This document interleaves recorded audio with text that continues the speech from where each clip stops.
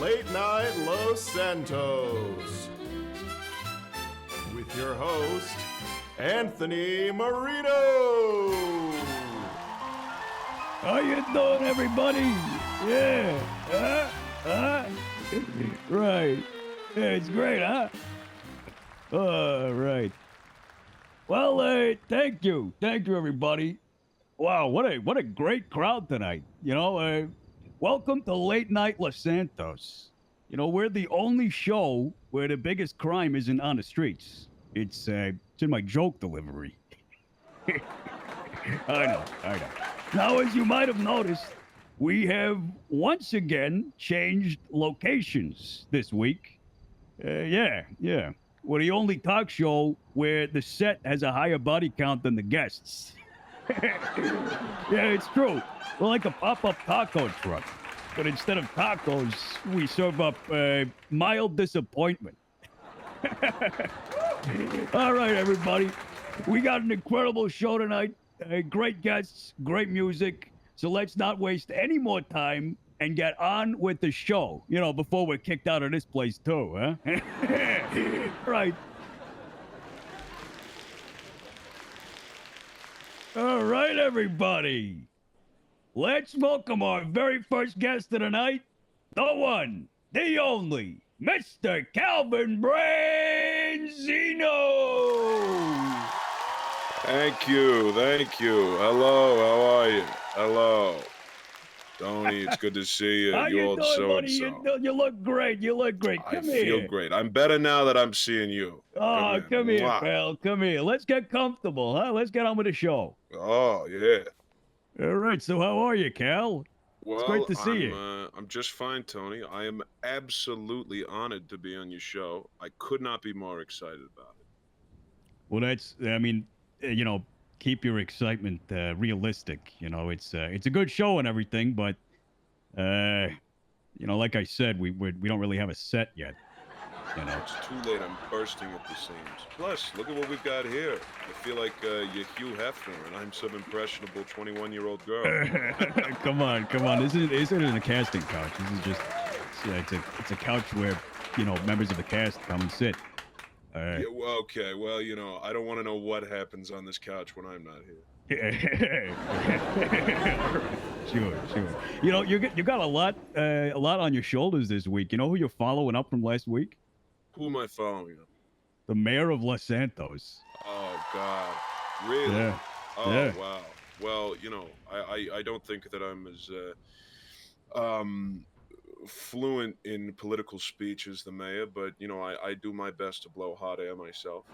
I'm kidding. He's a good guy. He does good work for this city. I have nothing but respect for the civil servants, but the attitude they got on, you think all they hear is that they're a servant. You know what I mean? Geez.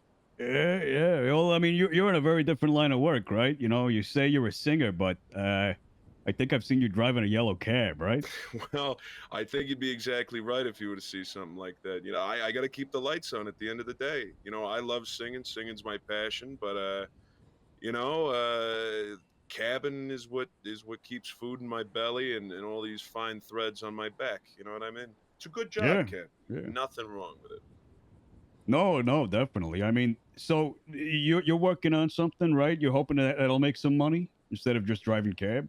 Yeah, well, one day, unfortunately, I must shuffle out of my cab job, and I'd love to do that after releasing my next album.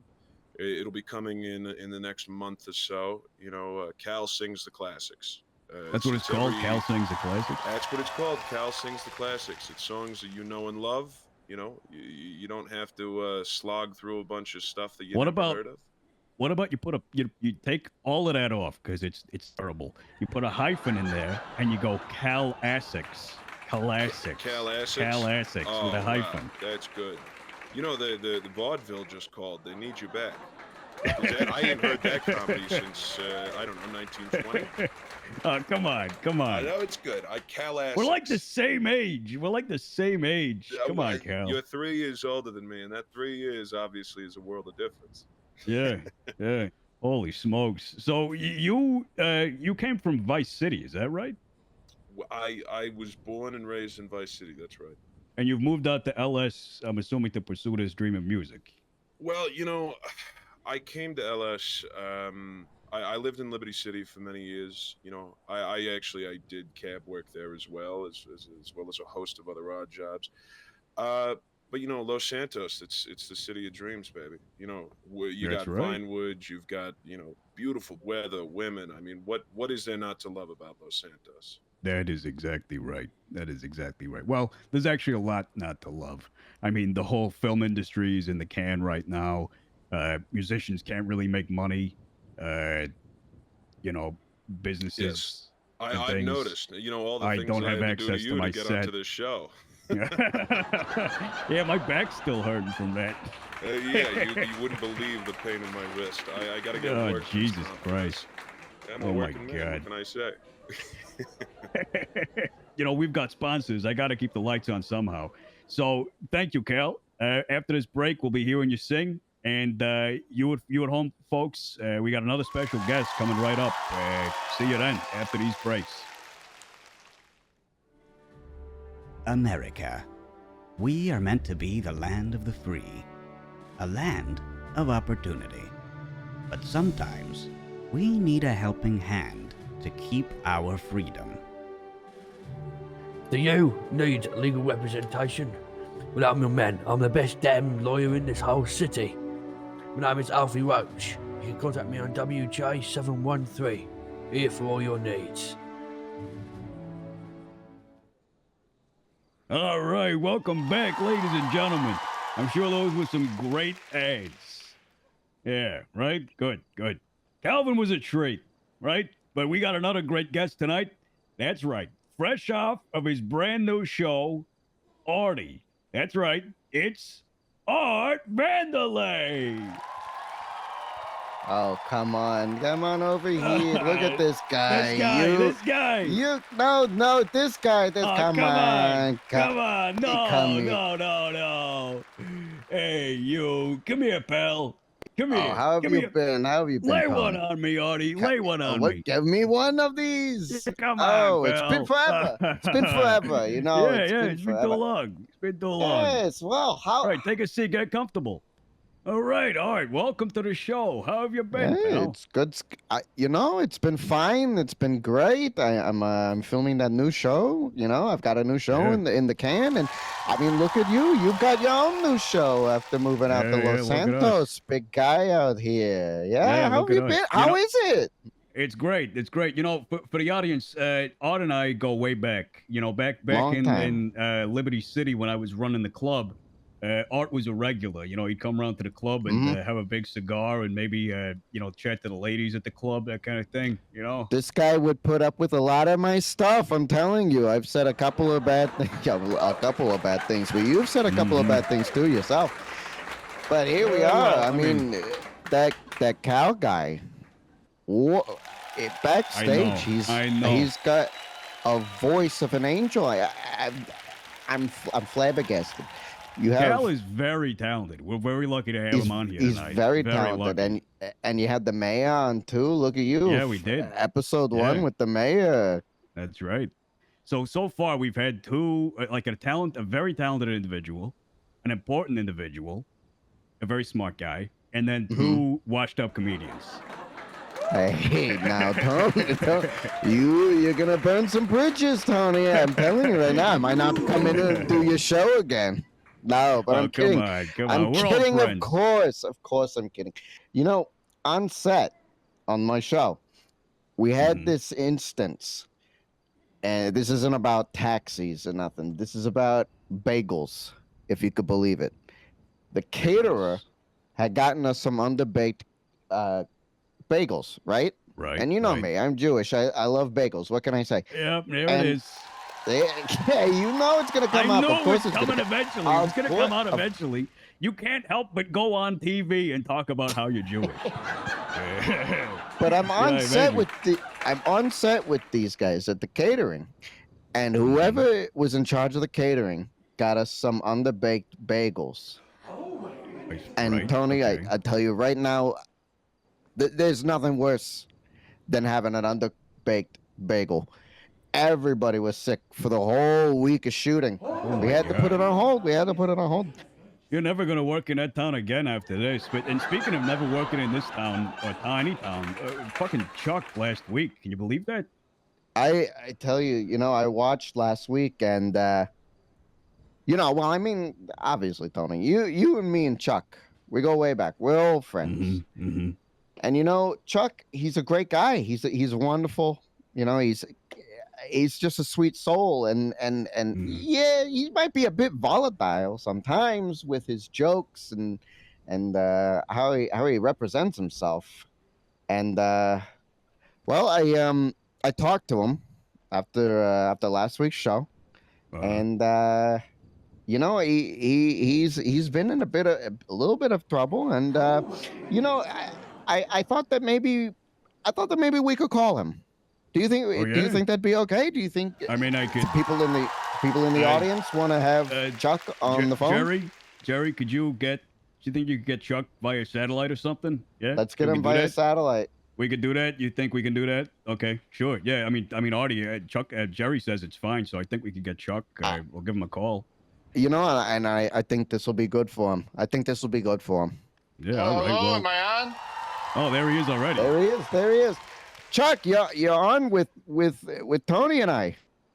Late night Los Santos. Thanks for having me. You know, well, first, should I explain what happened? I think that'd be smart, right? I think that'd be smart. Yeah, no, I mean, we all know what happened last week. We were on the show what together. happened was I lost my temper on this show. I was being interviewed by you, and I was trying to do my act, but I got nervous, and I said some pretty nasty things about your viewers. A lot of trash talk, and no, I'm sorry. I'm hearing your audience laugh. I'm not laugh. sure what I should do. Don't laugh. It's not I'm funny. really busted up about this. I'm really sorry to the people in the audience. Everyone took the brunt of my anger and my hate. Yeah, no, we did. It was honestly, it was crazy, Chuck. I've never seen you like that before. I don't know what got into you. Maybe it was the presence of the mayor or something. A lot of pressure. Yeah, to call the viewers and the people of this great city garbage people was an absolute lapse in judgment. And I would additionally like to apologize to the police. I spoke to the construction foreman, and he confirmed that I did, in fact, knock out 3 civilians with a concrete mixer. There's more to that story, though. Those dirty... why are they still laughing? Please, everybody in the audience, if you could. Everybody relax. Come on, relax, everybody. This is a sincere everybody. apology from someone who's been doing this. Don't laugh. You know, I'll wrap this up. But look, I'm truly sorry. And thank you, Art and Tony, for giving me the opportunity to call in. That's all right, Chuck. Chuck, you know, Tony and I, we love you. And I think the city will love you, too. They know that you're a good guy. But, you know, I mean, you've got a temper. We can all admit that we've had a temper every now and again. But I definitely think that it'll be fine. I think it'll be okay. Is everybody in the audience okay to give Chuck another go? Give him another chance. Yeah, it sounds like it, huh? I think so. You hear that, Chuck? You see, people love you. They do. You just gotta be on your best behavior. Thank you. Oh wow, I'm feeling pretty good now.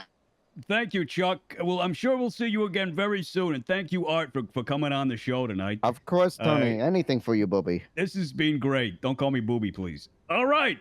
Ladies and gentlemen, that is almost a show. But before we go, please enjoy the beautiful, beautiful voice of the one, the only, Calvin Branzino.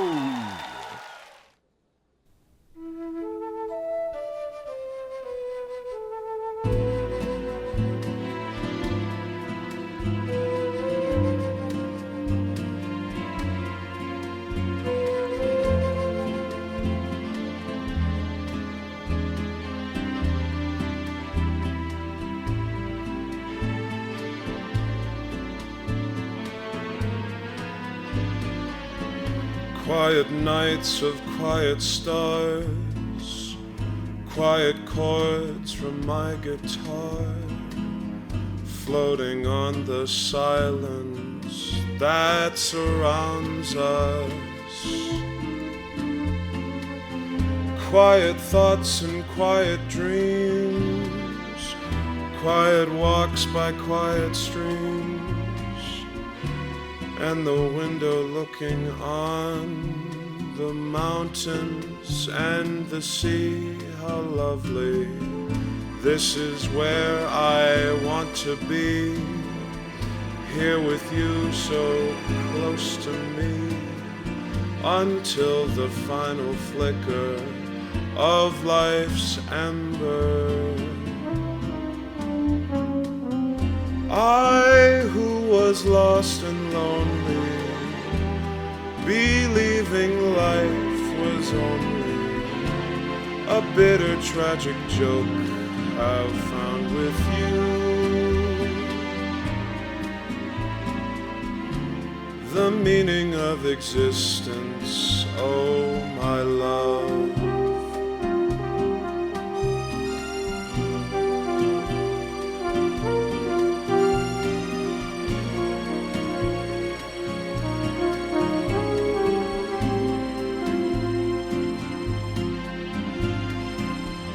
I who was lost and lonely, believing life was only a bitter tragic joke, have found with you